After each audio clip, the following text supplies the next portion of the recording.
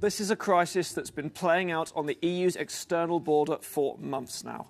Latvia, Lithuania and Poland have all accused Belarus of deliberately facilitating the irregular increase of migration of thousands of people, mainly from the Middle East and other crisis-ridden areas. The EU says that the Belarusian President Alexander Lukashenko has been encouraging people to enter the bloc to try and destabilise the EU in retaliation against sanctions on his regime. But the situation seemingly escalated on Monday here at the Polish border town of Kuźnica in the northeast of the country. As you can see from this video that was uploaded by the Polish Defence Ministry, you have thousands of people, men, women and children, all of their belongings, that have congregated on the Belarusian side of the border, hoping to enter Poland. As you can imagine, an incident like this, the French president being struck in the face while shaking hands with a member of the public, it's been widely condemned across France's political spectrum.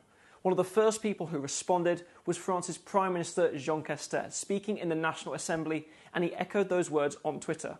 Jean Castex saying that in a democracy there is of course debate, dialogue, a confrontation of ideas, but he says a democracy can never include violence, verbal aggression or indeed physical aggression. Much of Western Europe has suspended the COVID-19 vaccine developed by Oxford University and AstraZeneca. The latest on Monday were big players in the European Union, the likes of France, Germany and Spain, alongside Portugal and Slovenia.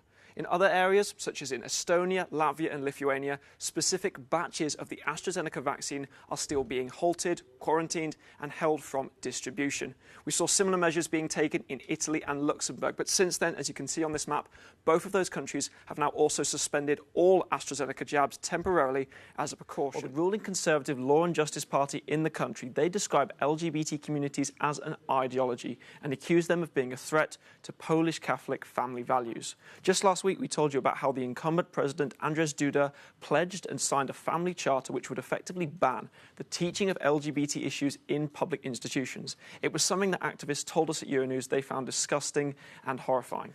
Now, it was under the Vichy government in 1942 in France when around 13,000 Jews were rounded up by the authorities and sent to concentration camps from where many did not return. It was not until 1995 when the then French President Jacques Chirac acknowledged the country's responsibility under Vichy and acknowledged this deportation of Jews. But these comments have gained fresh controversy and fresh condemnation from a lot of authorities across France. This all took place off Jersey, the largest of the Channel Islands, which is located here off the coast of northern France. Now, these islands do not belong to the United Kingdom, nor are they British overseas territories, but they are self-governing crown dependencies. That means that they recognise Queen Elizabeth II as their head of state. Now, in this part of the Channel, there have previously been disputes between UK and French fishermen, but these are the first such tensions since Brexit, since the United Kingdom and the Channel Islands left the European Union. Now, here in the Cube, we have been monitoring the situation, and one tool we've been using to do this is open source tools like Marine Traffic and Vessel Finder. This is a video that Marine Traffic uploaded to Twitter, which shows in the early hours of Thursday morning.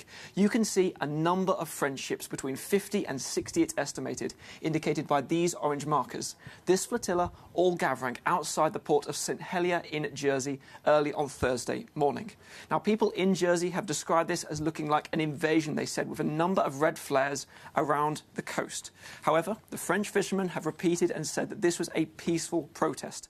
Deepfake videos are created using artificial intelligence to edit the picture and audio of a clip and make it appear as though somebody has said something when they have not.